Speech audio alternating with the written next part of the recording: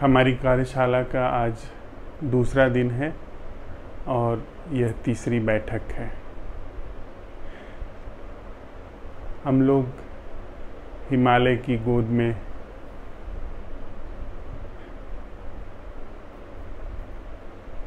जब चारों तरफ बादल घेरे हुए हैं, हल्की हल्की बूंदाबांदी हो रही है, मौसम बिल्कुल हमारे शरीर के अनुकूल है।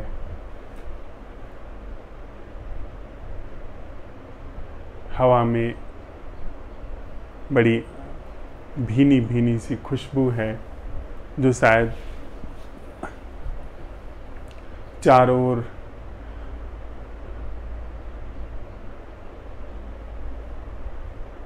गेहूं के पके हुए फसल के बीच में जो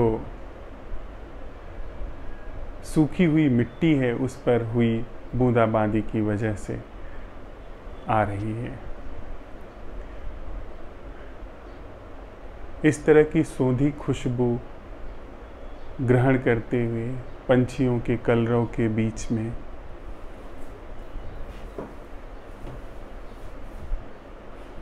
हम लोग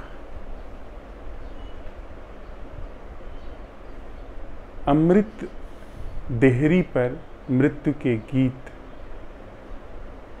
गाने जा रहे हैं या गाने की कला सीख रहे हैं। पिछली बैठकों में हमने यह पता लगाया कि मृत्यु क्या है। हमने मृत्यु शब्द के आशय में जिसे हम जीवित होना समझते हैं, जिसे हम मृत होना समझते हैं, उन दोनों ही घटनाओं को शामिल कर लिया।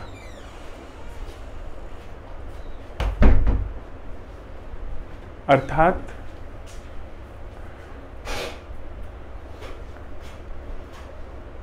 हमारे लिए मृत्यु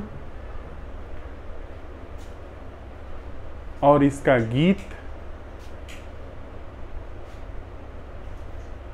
हमारे लिए जो जीवित होने का अर्थ है और जो मृत होने का अर्थ है, उन दोनों को समाहित किए हुए है। और हमने पिछली बैठकों में साथ साथ चलते हुए यह भी स्पष्ट रूप से समझा, देखा, जांचा, परखा, हमारे परीक्षण में आया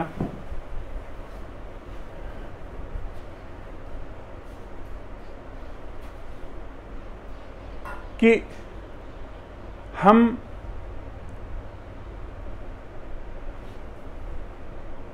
जिसे जीवित और मृत होना समझते हैं, जिसे जीवित और मृत होना जानते हैं, उस जीवित और मृत होने की संपूर्ण संरचना को इस भांति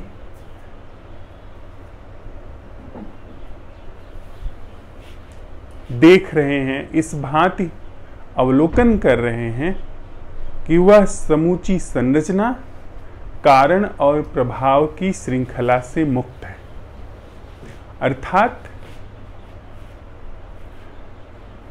हम जब अपना अवलोकन कर रहे हैं और यह अवलोकन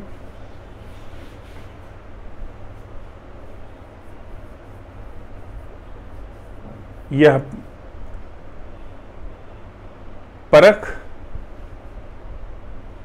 हमारे जीवन की समूची संरचना के संदर्भ में है। यह जो अवलोकन है, यह जो परीक्षण है, यह परीक्षण किसी अनात्म वस्तु का परीक्षण नहीं है। यह आत्म वस्तु अर्थात हमारे अपने होने, अपने जीवित होने तथा कथित रूप से हमारे मृत होने का परीक्षण है। और इसका यदि कोई सत्यापन होता है, इसके परीक्षण में जो भी कुछ उभर करके निकल करके आता है, और कोई रूपांतरण घटित होता है तो उससे हमारा अपना निज जीवन और हमारे अपने निज संबंध बुनियादी रूप से प्रभावित होने वाले हैं। हमारा जो जीवन तरह तरह के दुखों से या तरह तरह के सुखों से जो निर्मित है या तरह तरह के दुखों सुखों को जो निर्मित करता है, उसी की जांच परख हम कर रहे हैं। और वह जांच परख तार्किक रूप से नहीं है, वह जांच परख गीत के रूप में है। गीत को भी हम थोड़ा समझ लें। जो गीत की कला है, जो कविता की कला है, वह कला सोच विचार से नहीं आती है। जो थोड़े से कवि हैं हमारे मनुष्य जाति में, उसमें जो तुकबंद नहीं है, जो सच में ही कवि हैं, उनके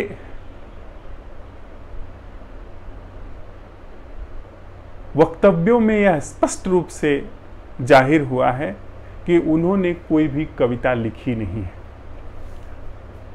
उन्होंने बस अपना हृदय प्रस्तुत कर दिया, उन्होंने स्वयं को रिक्त कर दिया।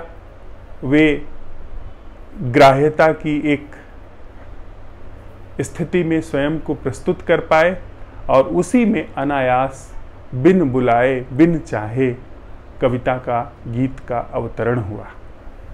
ठीक उसी तरीके से हम अपनी समूची संरचना को फोर्सफुल्ली नहीं, जबरन नहीं, प्रयास से नहीं, सहज रूप से देख रहे हैं। और यह देखना, यह उघाड़ना, यह अपनी समूची संरचना का प्रकाश में आना, यह अपने कारणों से अभिप्रेत नहीं है, यह अपने कारणों से प्रेरित नहीं है। इसके पीछे कोई कारण नहीं है, इसके पीछे कोई लक्ष्य नहीं है, क्योंकि कारण और लक्ष्य उसी विचार प्रक्रिया को, उसी पुराने जीवन संरचना को ही बल प्रदान करते हैं, चाहे वो मुक्ति के संदर्भ में ही क्यों ना हो।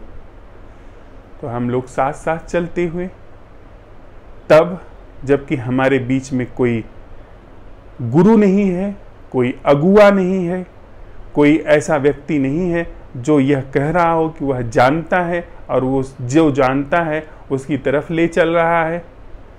कोई हम लोग सिद्धांत का अनुगमन नहीं कर रहे हैं, किसी पुस्तकों का अनुगमन नहीं कर रहे हैं, किसी नए पुराने ढंग को नहीं अपना रहे हैं। किसी भी तरह से हम जो इस क्षण में नहीं है, जो इस समय में नहीं है, उसको स्वीकार नहीं कर रहे हैं। अर्थात हमारी नग्न आंख से जो देखा जा सकता है, जो परखा जा सकता है, वही अवलोकन हम साथ साथ कर रहे हैं। यह बात हमें बहुत स्पष्टता से अपने हृदय की गहराइयों में रख लेनी चाहिए कि हमारे अवलोकन में यदि कोई भी कुछ प्रकट होकर के आता है तो वह हमारा निज है, और हम अगर अवलोकन में प्रवेश नहीं कर पाते हैं तो वह हमारी निज जिम्मेदारी है, उसमें दूसरे का कोई हस्तक्षेप नहीं है। यदि हम जितनी ऊर्जा चाहिए, जितना श्रम चाहिए, जितनी लगन चाहिए, जितनी प्यास चाहिए, वह इस तरह के अन्वेषण में अर्पित नहीं कर पाते हैं, तो उसके लिए हम स्वयं उत्तरदायी हैं, न कि यहाँ कोई बैठा हुआ दूसरा व्यक्ति।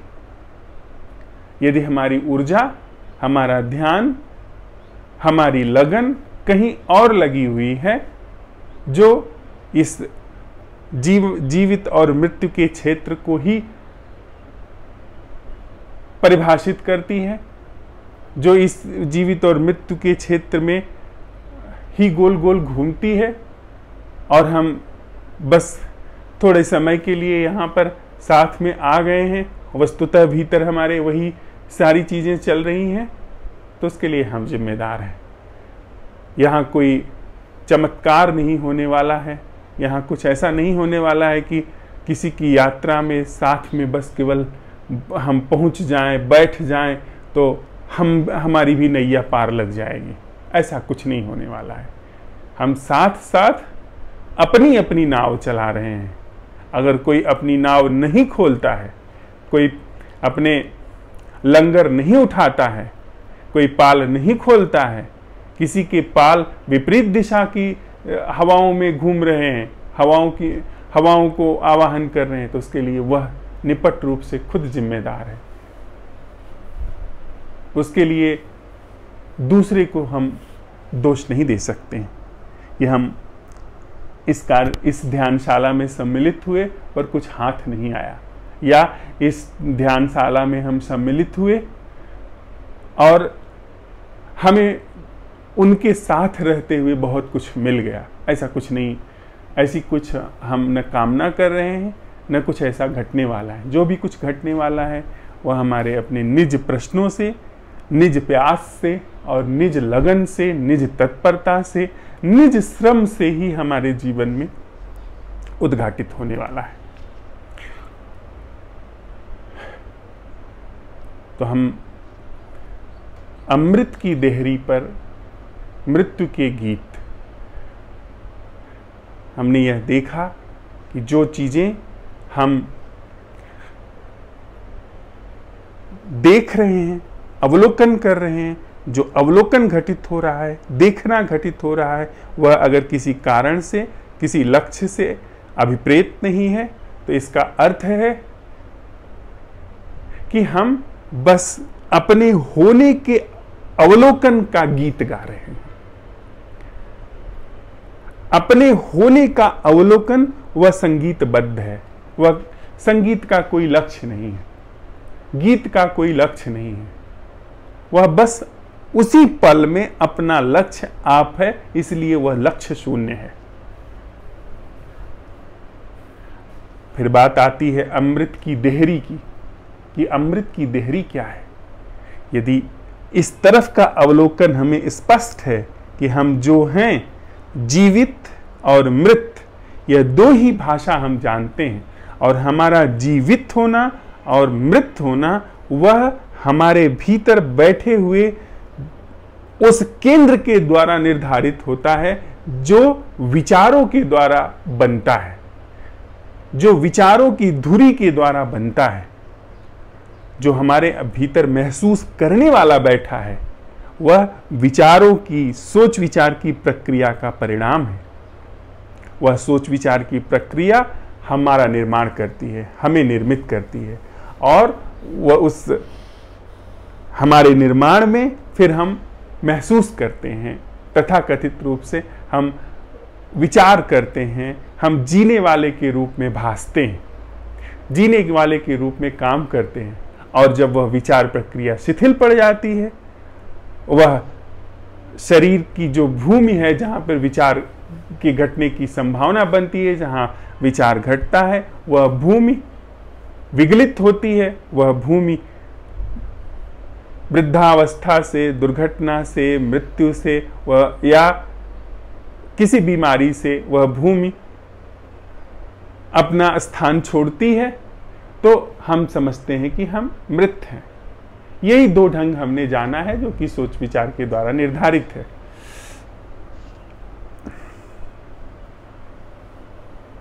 और जब हम सोच विचार की इस पूरी श्रृंखला को समझते हैं, समझ रहे हैं, इस तरह से समझ रहे हैं जैसे कोई गीत उतरता है, हमारे अंदर होश की उस कला का जन्म इस तरह से हो रहा है जैसे किसी प्रथम श्रेणी के कवि के जीवन में गीत का जन्म होता है, तो सहज ही इस समूची मृत्यु की कला को अवलोकन करने में अमृत की देहरी वहां पाई जाती है। वह क्षेत्र जहां से जीवित और मृत दोनों से न्यारा जगत शुरू होता है,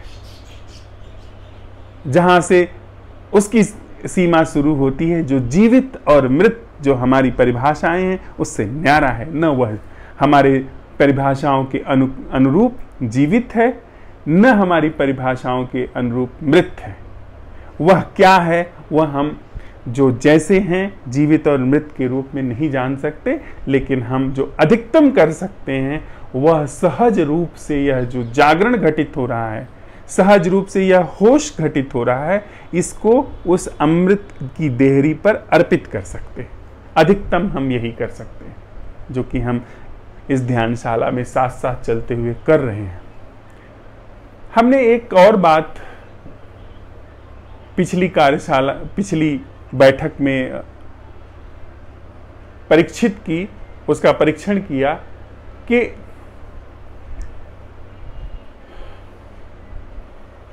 हमारी यह जो ऊर्जा जीवित घटना के क्षेत्र में और मृत और संबंध के क्षेत्र में बह रही है, यानी वह जो संबंधित होने की सक्रिय घटना है और जीवित होने की सक्रिय घटना है, उसमें ऊर्जा का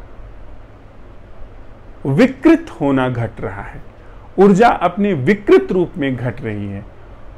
ऊर्जा का सम्यक रूप में घटना यह है कि ये इस शरीर की पूरी संरचना में कोई दोष न हो।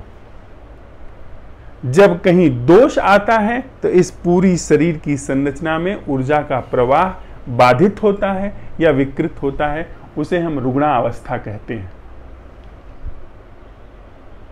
थोड़ा सा और भीतर चलें, यह जो सोच विचार की चीजें चल रही हैं, छायाओं की, शब्दों की, प्रतिबिंबों की, आकलनों, अनुमानों, धारणाओं की यह जो श्रृंखला हमारे चित्त में चल रही है, जिसे हम विचार कह रहे हैं, यह विचार उपयोगी साधन है सुविधाओं के जगत में। यद्यपि यह सच नहीं है, शब्द सच नहीं है, छवियां सच नहीं हैं, लेकिन छवियों के द्वारा, छवियों के माध्यम से जो ऊर्जा बह रही है, जो छवियों के रूप में ऊर्जा जगह लेती है, उसके माध्यम से हम एक सुंदर इमारत की पहले चरण पर रूपरेखा तैयार कर लेते हैं और उसके आधार पर इमारत का निर्माण कर लेते हैं। हम पुल में क्या क्या सामग्री चाहिए वह सब पहले से निर्धारित कर लेते हैं, पुल का नक्शा बना करके, और वह सारी सामग्री जुटा करके और उस नक्शे के अनुरूप फिर पुल का ठीक तरीके से निर्माण कर लेते हैं। यद्यपि वह नक्शा जो पहले बनाया गया था, उसके बनाने में जिस ऊर्जा का उपयोग हुआ था विचार के रूप में, वह वास्तविक पुल नहीं है जो कि नदी पर बन रहा है। तो ऊर्जा का विचारों के क्षेत्र में जब प्रवेश है तो वह सोच विचार हमारी सुविधा के लिए उपयुक्त हैं, हमारे संसाधनों के क्षेत्र में वे सब उपयुक्त हैं, लेकिन जब वे जीवन के क्षेत्र में प्रवेश करते हैं तो विकृत होने लगते हैं। जैसे कि शरीर के अंदर कोई व्याधि पैदा हो जाए, कोई रोग पैदा हो जाए, तो ऊर्जा का सम्यक प्रवाह जो इस शरीर में बह रहा है वह बाधित हो जाता है।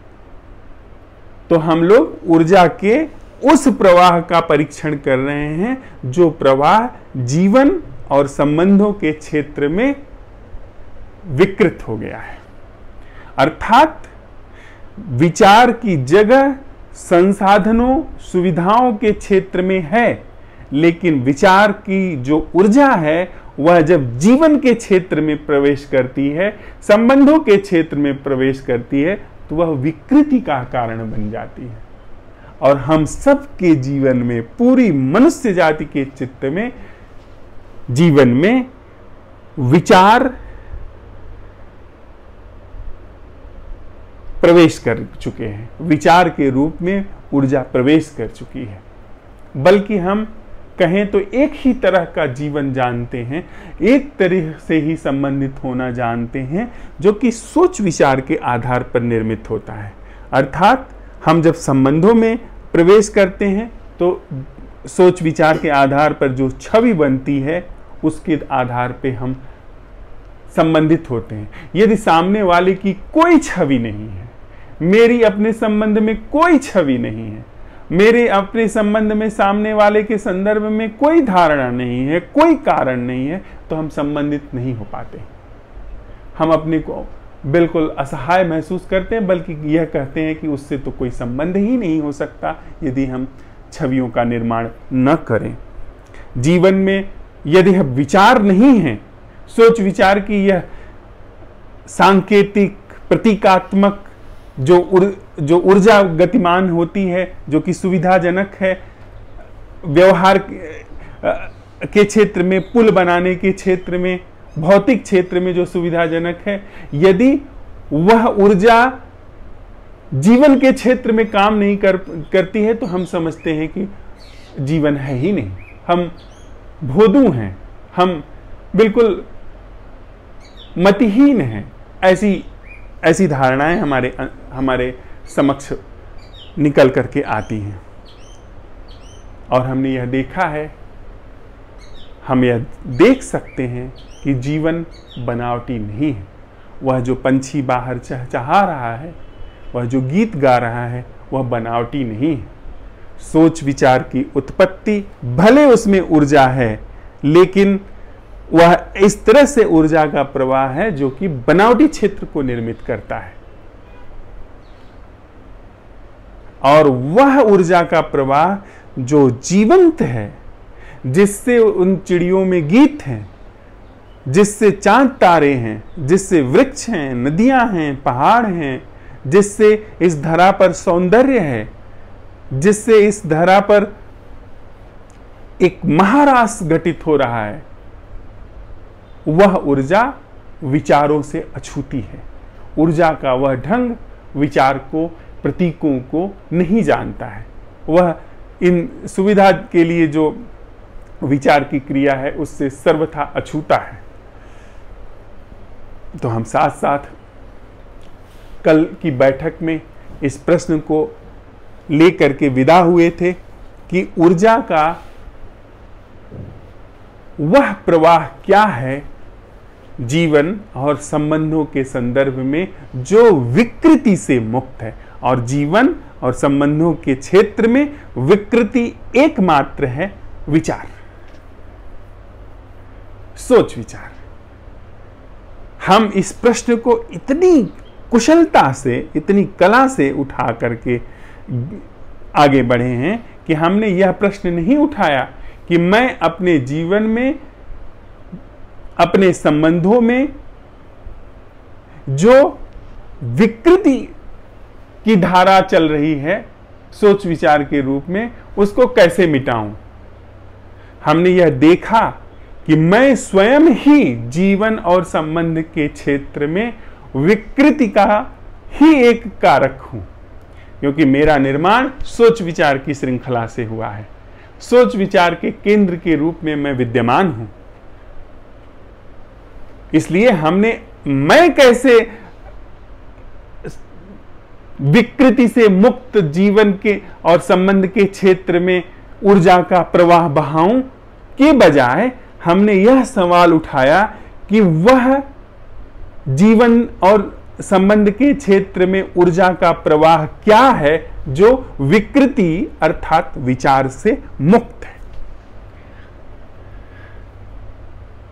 अर्थात जब हमने यह प्रश्न उठाया तो इस प्रश्न के उठाने के साथ ही सहज रूप से एक सजगता का अंकुरन होना शुरू हो गया।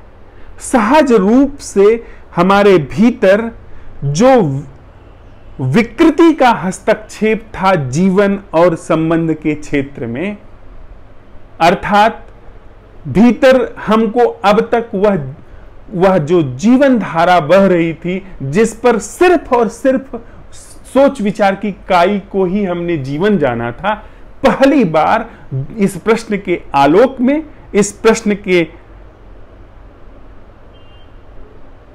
की गोद में हमको वह काई दिखाई पड़नी शुरू हो गई जो जीवन के ऊपर आच्छादित है। जीवन हमें नहीं पता चल सकता, वह जो जीवन की सरिता भीतर बह रही है, यथार्थ जो विकृत नहीं है, संबंधों की वह जो चहुओर सरिता बह रही है जो विकृत नहीं है, उसके ऊपर इस प्रश्न के आलोक ने वह जो काई छाई हुई है उसको उसने छांटना शुरू कर दिया। वह काई अपने आप दिखनी शुरू हो गई। मैं स्वयं वह काई हूं। मेरे सकल क्रियाकलाप जीवन और संबंधों के संदर्भ में काई है। और जब मैंने यह सवाल उठाया तो अपने से सारी काई जो जीवन के ऊपर छाई हुई थी वह दिखाई पड़नी शुरू हो गई बिना देखने वाले के, क्योंकि मैं स्वयं दर्शन में विषय हूं। दर्शन कौन कह रहा है, कौन कर रहा है, यह बात सर्वथा गौण है। यह प्रश्न ही इस दर्शन को ले आया है जिसमें कोई दर्शन करता नहीं है, कोई देखने वाला नहीं है। बिना देखने वाले के यह समूचा जो काई का क्षेत्र है, जो विकृति का क्षेत्र है जीवन और संबंधों के प्रवाह के ऊपर, वह सब भाषित होने लगा, वह सब पकड़ में आने लगा, दिखाई पड़ने लगा और गलना शुरू हो गया।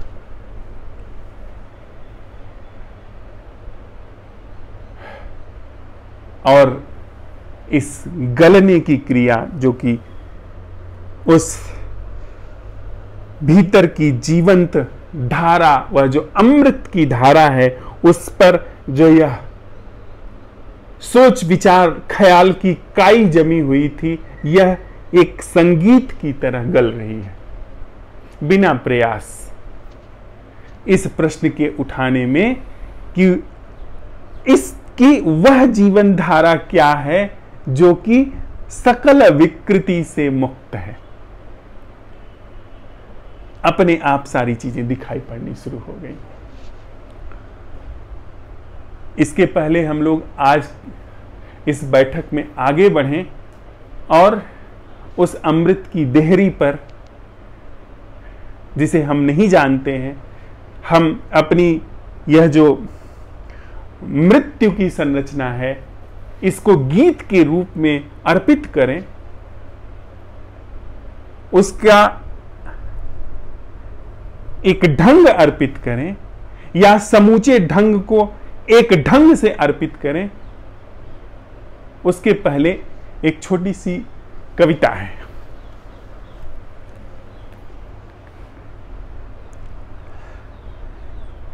यह बहुत पहले कविता लिखी गई है, लेकिन यह कविता कहीं न कहीं संकेत करती है हमारे अन्वेषण का, हमारे अवलोकन का। कविता है खोजी, यानी सत्य के अन्वेषक, सत्य के प्यासे, उसको जो कि हम लोग यहाँ पर कर रहे हैं, हम लोग अन्वेषण कर रहे हैं, हम लोग अमृत की देहरी पर जो गीत गा रहे हैं, अपनी हम मृत्यु के रूप में, गीत के रूप में विसर्जित हो रहे हैं अमृत की दहलीज पर। इस तरह के लोगों को खोजी शब्द से पुकारा गया है इस कविता में। कविता है खोजी, तुमने अपने स्वप्न देखे हैं। खोजी, तुमने अपने स्वप्न देखे हैं, उन्हें भोगा है, त्यागा है, या स्वयं से अखंड उन्हें पूरा जाग कर जिया है। इसके पहले तुम सत्य देखो, जरा ठहरो। इसके पहले तुम सत्य देखो, जरा ठहरो। तुम्हें सत्य के स्वप्न से गुजरना ही होगा। यह जो हमारा जीवन है, यह सत्य का स्वप्न है, यह सत्य नहीं है। जिसे हम अब तक जीवन समझते आए थे, वह सत्य के ऊपर भासित हुआ एक स्वप्न है, एक झूठ है। इसके पहले तुम सत्य देखो, जरा ठहरो। तुम्हें सत्य के स्वप्न से गुजरना ही होगा। तुम्हें ज्ञात हो न हो, तुम्हें ज्ञात हो न हो, तुम सत्य के सृजित उन्नत स्वप्न हो। तुम सत्य के सृजित उन्नत स्वप्न हो। हमें यह पता हो चाहे ना हो, हम सत्य के ही स्वप्न हैं, सत्य पर ही भासित हुए स्वप्न हैं। वह बात अलग है कि हम स्वप्न का सत्य से कोई भी लिंक नहीं जुड़ता, लेकिन अगर सत्य ना होता तो यह स्वप्न भी ना होता। अगर सत्य का धरातल नहीं होता तो स्वप्न भी नहीं होता। स्वप्न देखने के लिए भी एक सत्य चाहिए। अगर हम नहीं होते तो स्वप्न भी हमारे जीवन में न होता। अगर यह जो तथाकथित रूप से हमारा जागृत जीवन है यह न होता तो हमारे रात में स्वप्न नहीं आ सकते थे। तुम्हें ज्ञात हो न हो, तुम सत्य के सृजित उन्नत स्वप्न हो।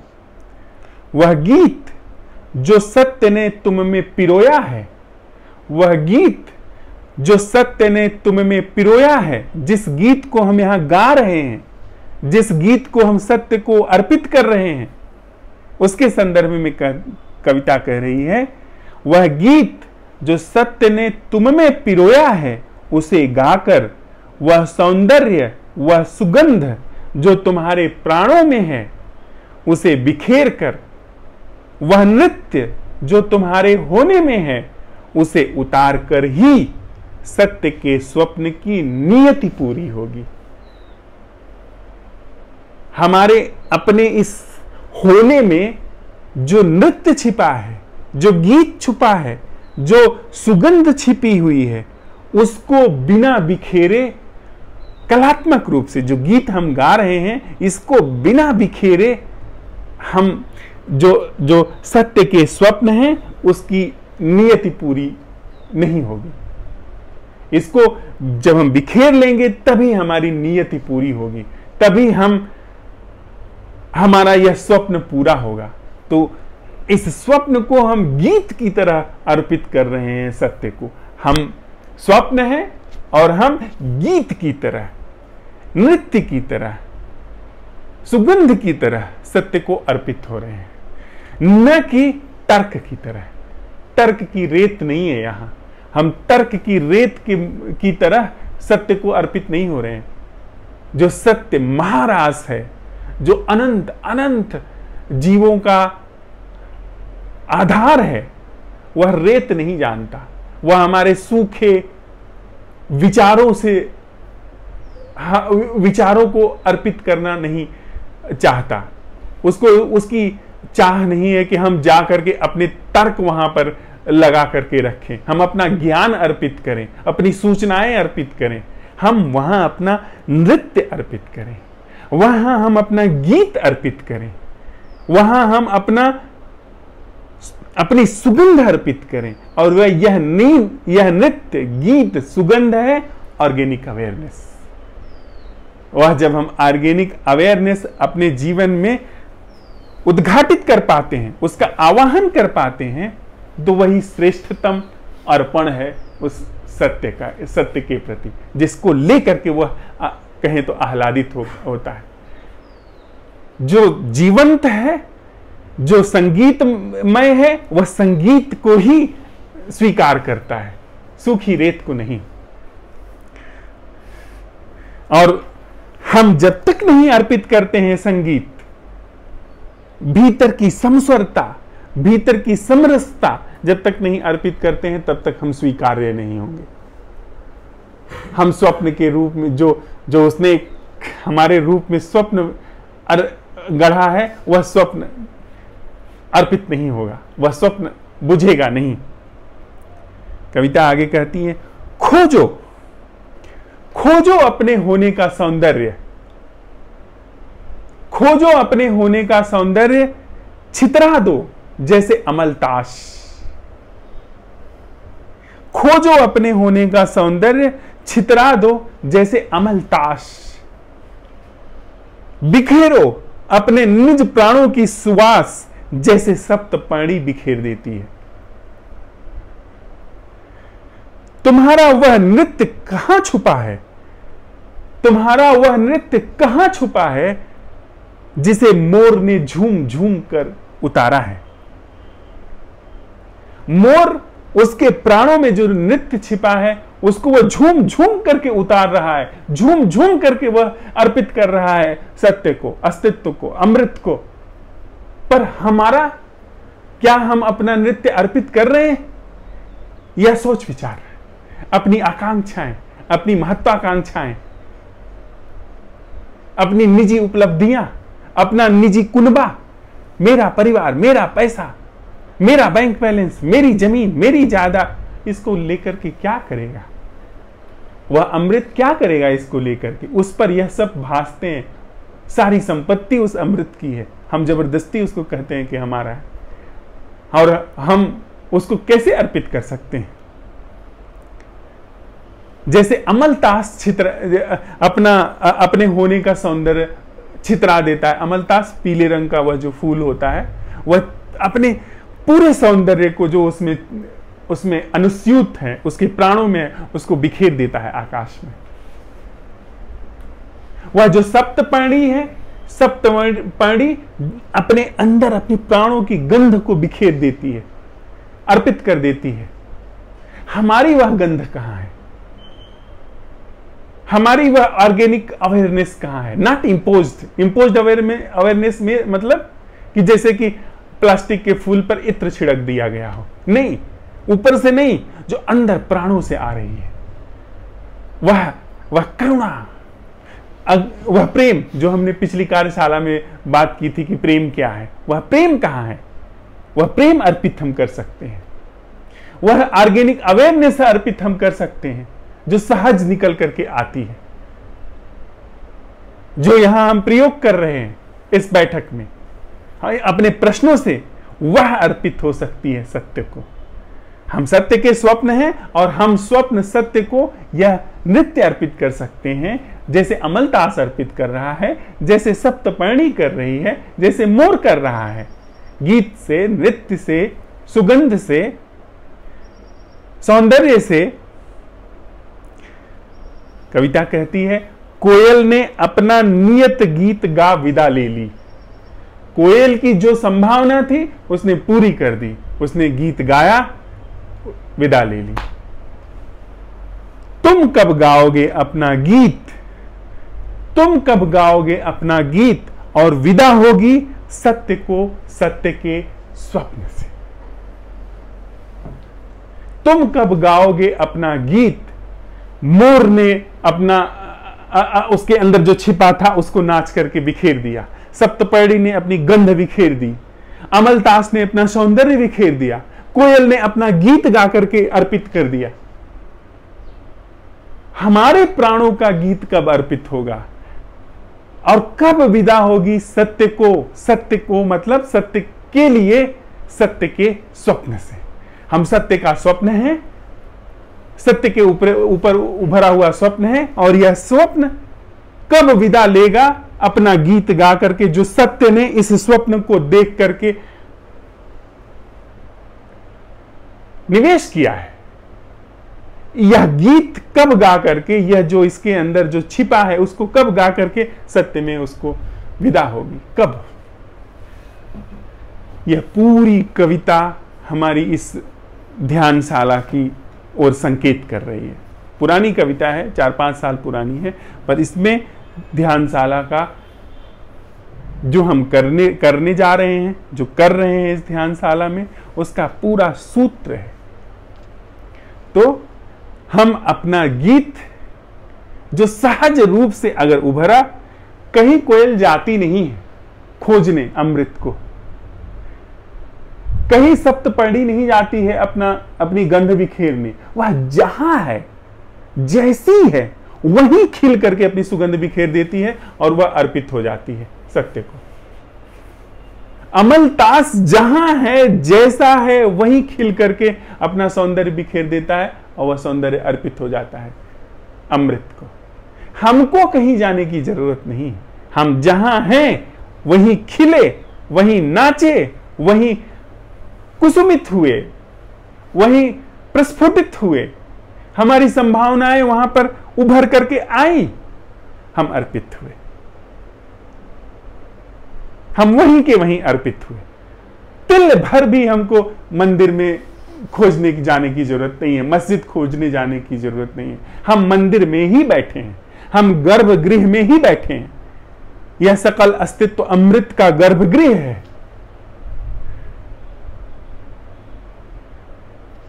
तो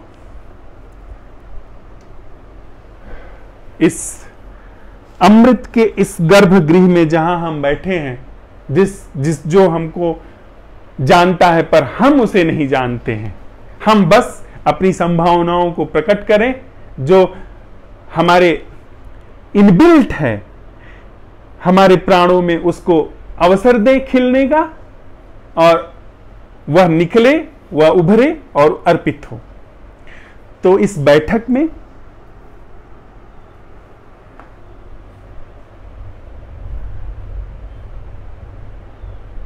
सहज रूप से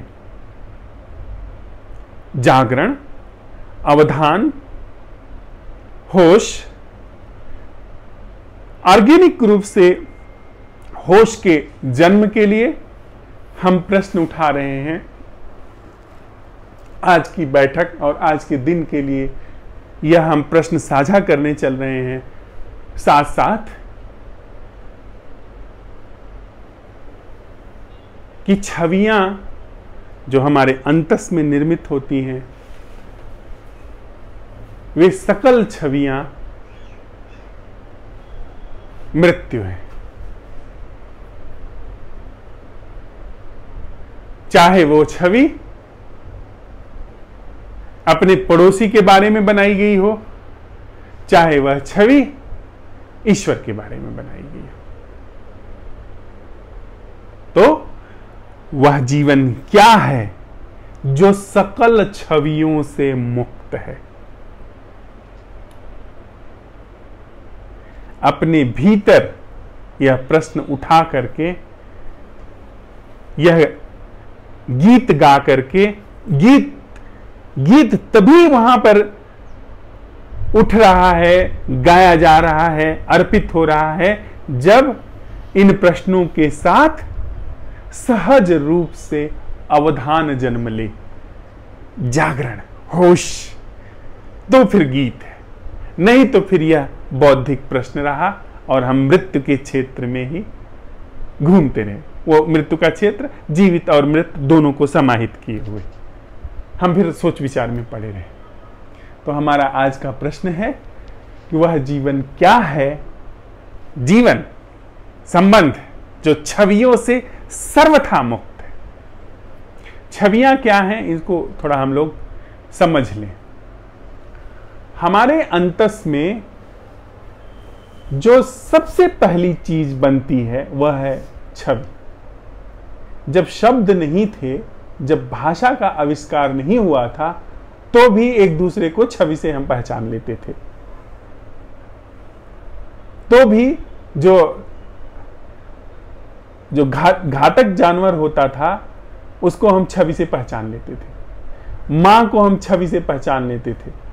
सैकड़ों स्त्रियां रहें पर वह जो लगातार हमें दूध पिलाती रही है उसको अपनी पुरानी छवि से मेल करके कि वही स्त्री है जिसने दूध पिलाया था, हम उसे पहचान लेते थे।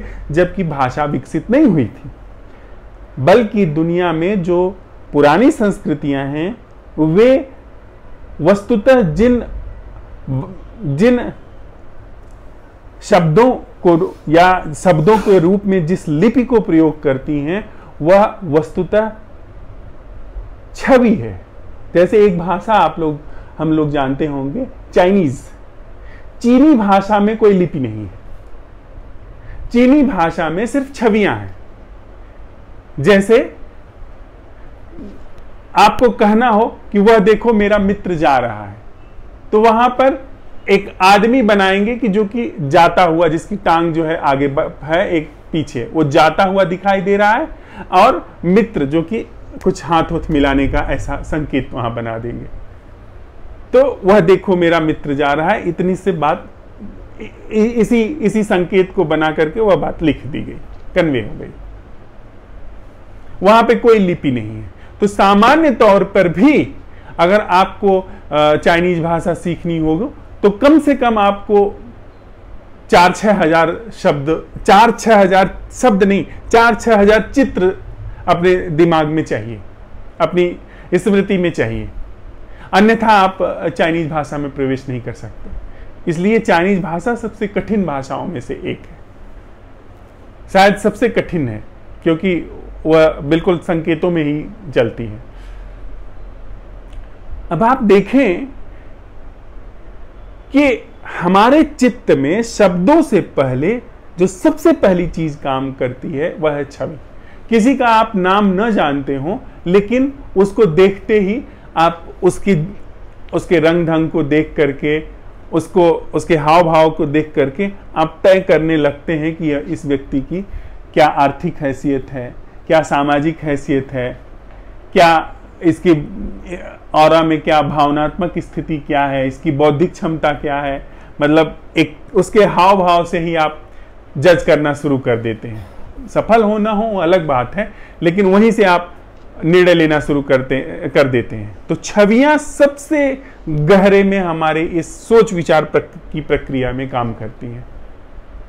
हमारे अंदर जो यह जीवित और मृत की धारा बह रही है, जो सोच विचार की धारा बह रही है, इसके गहनतम में जिसे लेकर के यह धारा मूव हो रही है वह है छवियां, वह है प्रतीक, वह है चित्र। तो सबसे पहले हम अपने भीतर अवधान के गीत को, होश के गीत को इस तरह से अवसर दे रहे हैं कि वह जीना क्या है जो इस तरह की छवियों से मुक्त है। जीना, संबंधित होना, न कि सुविधाओं का जगत। सुविधाओं के जगत में इस तरह की छवियों की, प्रतीकों की अपनी जगह है।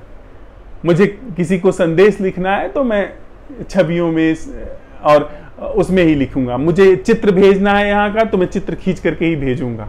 उसमें कुछ और नहीं कर सकता। अगर मैं वहां कुछ नहीं करूं तो वहां नहीं पता चलेगा दूर बैठे हुए व्यक्ति को, जिसे मैं व्हाट्सएप से संदेश भेजूंगा, कि यहां पर क्या हो रहा है। अगर मैं छवियों का इस्तेमाल न करूं तो वह नहीं जान पाएगा। लेकिन जीवित होने के क्षेत्र में, संबंध के क्षेत्र में यह छवियां बिल्कुल भी घातक हैं, विकृत हैं। इसलिए हम यह प्रश्न उठा रहे हैं कि वह जीवंत होना क्या है, वह संबंधित होना क्या है, जो छवियों की पूरी संरचना से मुक्त, जिसमें कोई भी छवि नहीं। आज इस प्रश्न को हम लोग यहां पटल पर रखते हैं, उसको हम एक्सप्लोर करते हैं और पूरे दिन में इसका परीक्षण करते हैं एक दूसरे के साथ संबंध में। वे लोग हमारे जो जिनसे हम तथाकथित रूप से संबंधित हैं, उनसे संबंध में भीतर हम परीक्षण करेंगे कि उनसे, और यह जो प्रकृति है, ये जो हवाएं चल रही हैं, बादल उड़ रहे हैं, जो बारिश की संभावना है, इससे वह क्या संबंध है जो छवियों से मुक्त है। अभी जो मैं धड़क रहा हूं, इस धड़कने में, इस जीवंतता में वह क्या है जो छवियों से मुक्त है। और इस प्रश्न के उठाने में जो लक्षण के रूप में सहज रूप से सजगता आ रही है, जो इस पूरे छवियों से युक्त जीवन पर विहंगम अवलोकन कर रही है, वही हमारा अर्पण है अमृत को। हम कहीं पहुंच नहीं रहे, हमें कोई उत्तर की चाह नहीं है, क्योंकि हम ही अगर छवि हैं तो हमें जो उत्तर आएगा वह छवि के रूप में ही तो आएगा। हम बस प्रश्न उठा रहे हैं और यह प्रश्न अर्पण है अमृत की देहरी पर अमृत को। तो आज के पूरे दिन के लिए और इस बैठक के लिए हमारा प्रश्न है कि वह जीवन क्या है, वह संबंधित होना क्या है जो छवियों से सर्वथा मुक्त है।